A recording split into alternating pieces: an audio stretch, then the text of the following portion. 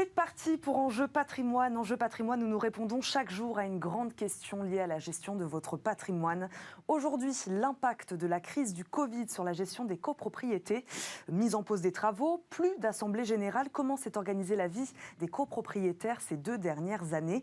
Doit-on s'attendre à une vague de rénovation en 2022? Nous allons poser toutes ces questions à nos 2 invités. Roselyne Conan, directrice générale de l'ANIL, l'Association nationale pour l'information sur le logement, est avec nous. Bonjour. Bonjour. Merci d'être là. Jean-Marc Torolion, président de la FNAIM, la Fédération nationale de l'immobilier, nous accompagne également. Bonjour. Bonjour. Merci à tous les deux d'être là. Avant de parler, je le disais, de 2022, on va peut-être voir vers quoi on va. Que pouvons-nous dire déjà de l'impact de la crise Covid sur la gestion des copropriétés? Jean-Marc Torolion, est-ce qu'on peut parler, par exemple, d'arrêt total des travaux pendant 2 ans? Comment ça s'est passé? Moi, je pense qu'on a quand même eu une continuité de service dans nos copropriétés. C'est-à-dire que même pendant la période de confinement, nos immeubles ont été nettoyés, l'entretien a été fait, nos artisans sont intervenus et je veux vraiment, sincèrement, d'ailleurs, les remercier. Et les syndics sont restés présents. Ceci étant, la partie, j'allais dire, statutaire et administrative de la copropriété, les procédures de prise de décision, d'approbation des comptes, de vote des budgets, ont été stoppées entre le 12 mars 2020 et globalement le 23 juillet 2020. Mais il est vrai que nous avons eu, de ce point de vue-là, des ordonnances qui ont assuré une continuité des éléments contractuels de la copropriété. Et ça n'a pas été très favorable, évidemment, à la prise de décision. On a dû rattraper toutes nos assemblées générales. Il y a près de 500 000 assemblées générales par an, pour donner un ordre d'idée sur les 9 millions de copropriétaires.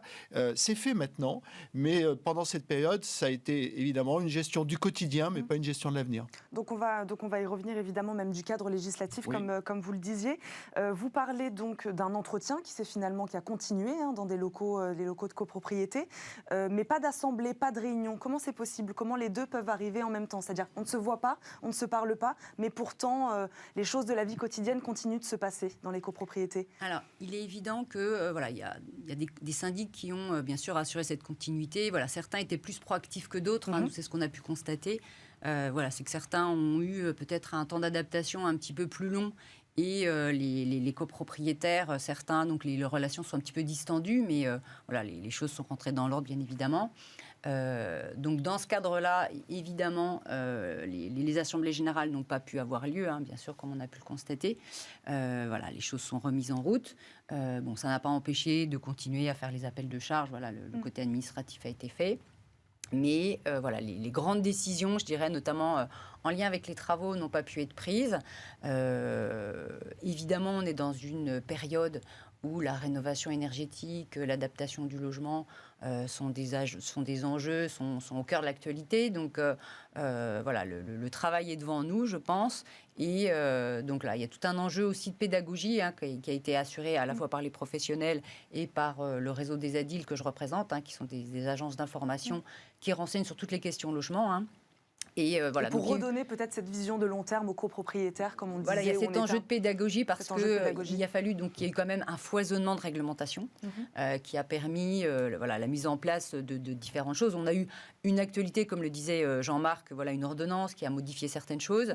Donc tout ça, il faut l'expliciter parce que le copropriétaire, il n'a pas forcément connaissance de tous ces textes. On fait beaucoup de pédagogie, on diffuse l'analyse des textes, mais évidemment, je pense que le copropriétaire, il a sa vie professionnelle, il a sa vie familiale, il a plein de choses à gérer. Et puis en période Covid, il y avait quand même d'autres priorités. Donc je pense qu'il y a un enjeu d'information et de pédagogie. Et puis d'accompagner justement dans la prise de connaissance des nouvelles dispositions.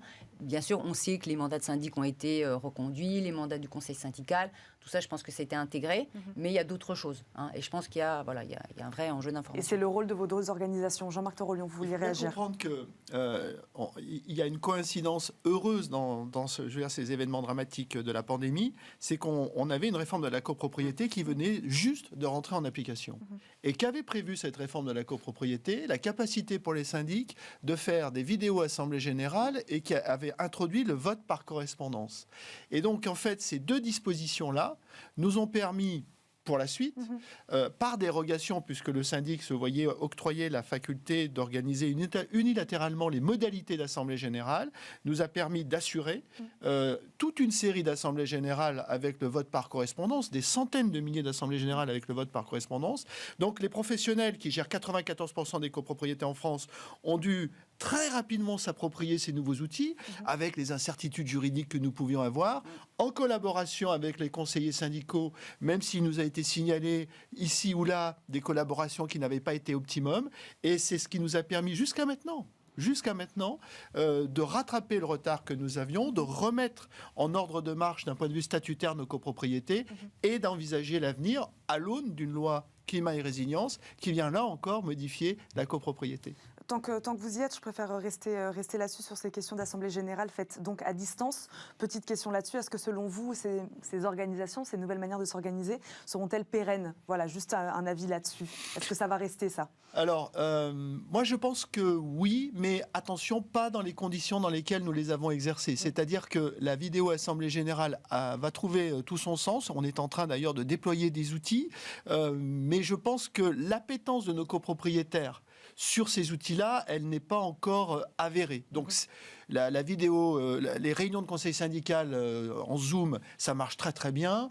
Des réunions ponctuelles comme ça à distance, ça marche très très bien. Moi, je crois, mais on verra si l'avenir le dit, je pense qu'on va de plus en plus défricher en amont les décisions de nos assemblées générales et les concerter. Et en fait, on va clôturer d'un point de vue formel, de plus en plus formel, le travail antérieur fait avec nos copropriétaires. Roselyne Conant, pour revenir ou rester d'ailleurs sur l'impact du Covid, sur ces retards dont vous parliez, les retards de travaux, notamment travaux de rénovation, qu'est-ce que ça a coûté en termes de coûts financiers aux copropriétaires? Est-ce que c'est un coût, une charge?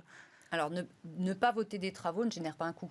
C'est plutôt l'inverse, c'est-à-dire qu'on ne prend pas de décision, donc on n'engage pas effectivement des travaux. Moi, ce que je pensais, c'est plutôt le retard dans l'approbation des comptes. Donc, vous le savez, en matière de copropriété, on approuve les comptes et il peut y avoir effectivement une différence entre ce qui était approuvé en budget prévisionnel et qui a généré les appels de trésorerie trimestriels, et puis cette régularisation qui génère, je dirais, un appel complémentaire, qui va générer là, pour les copropriétaires, des charges complémentaires. Donc c'est vrai que cette approbation des comptes qui a été décalée dans le temps par justement l'effet de l'absence d'assemblée générale ou de décalage d'assemblée générale, c'est là qui peut potentiellement impacter les copropriétaires. Mais si je voulais revenir peut-être sur les copropriétés qui ne sont pas gérées par des syndics professionnels, sur ces copropriétés-là, je pense qu'il y a eu un véritable retard justement sur la réunion de ces instances de la copropriété. Donc là, je pense qu'il y a un gros travail à faire, notamment des ADIL en direction des syndics bénévoles. Bon, là, les professionnels connaissent leur travail, donc ils ont fait le nécessaire, ils ont rattrapé effectivement ces éléments-là. Mais c'est vrai que sur les nouvelles modalités de réunion des assemblées générales, je pense que le vote par correspondance, c'est une solution. Mais c'est vrai qu'être présent en assemblée générale et avoir l'explication du syndic en assemblée générale, je pense que c'est essentiel. Parce qu'on ne comprend effectivement une résolution que si elle est expliquée pour certaines. Donc c'est vrai que je pense que la présence et l'explication par le professionnel, elle est essentielle. Elle est essentielle. Parce qu'on peut peut-être voter quelque chose parce qu'on n'a pas, je dirais de manière inverse à ce qu'on a compris. On a compris et en fait on n'a pas bien compris. Jean-Marc Torolion, vous vouliez réagir là-dessus? Oui, en réalité on avait finalement un problème important, c'est que en parallèle des problèmes de réunion se mettait en place toute une politique d'accompagnement de la rénovation énergétique avec MaPrimeRénov'. Et nous avons un retard à l'allumage. On est en train de le rattraper.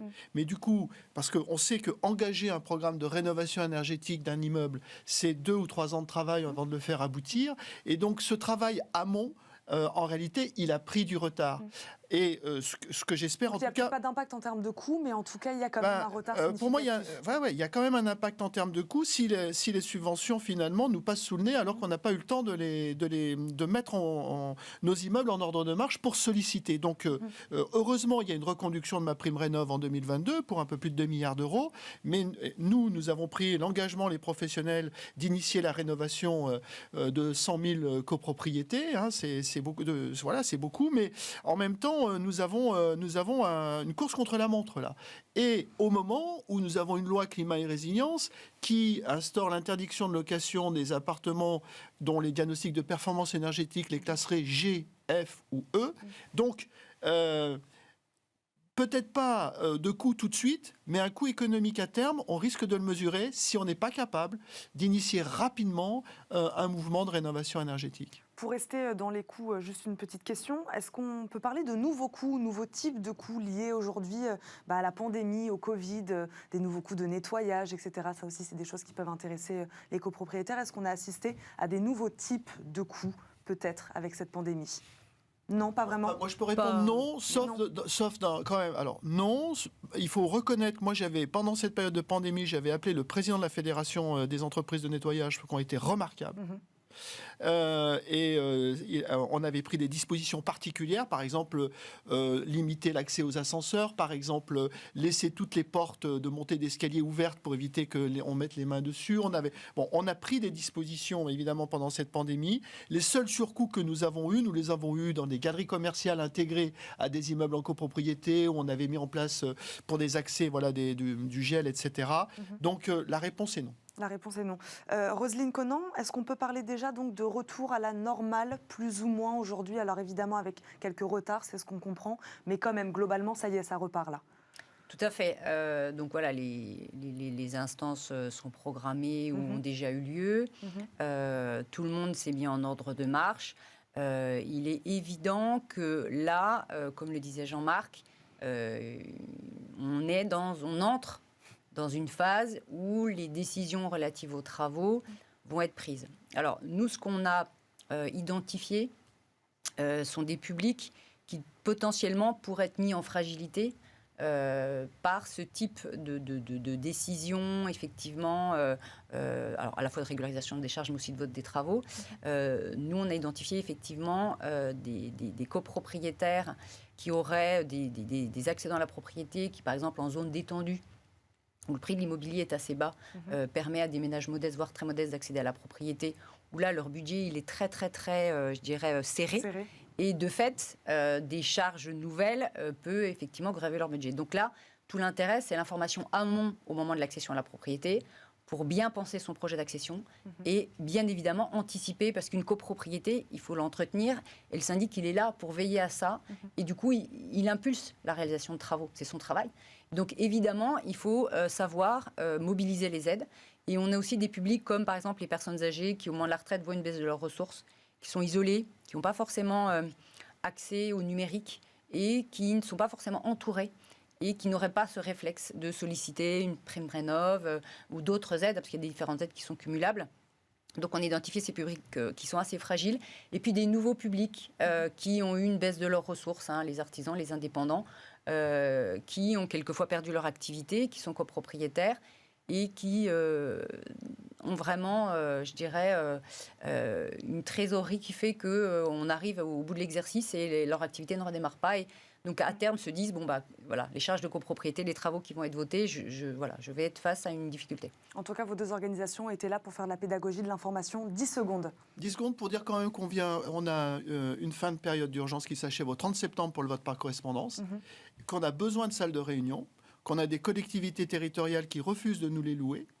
On a donc une circulaire qui est partie et voilà, nous, attention, en Guadeloupe, Martinique, j'ai appelé mon président, il y a du confinement, on ne sait pas comment on va réunir nos copropriétés et nous avons quand même des enjeux de salles aujourd'hui avec des interprétations différentes sur le territoire pour l'accès à ces salles et nous, on a besoin de nos salles pour réunir nos copropriétaires.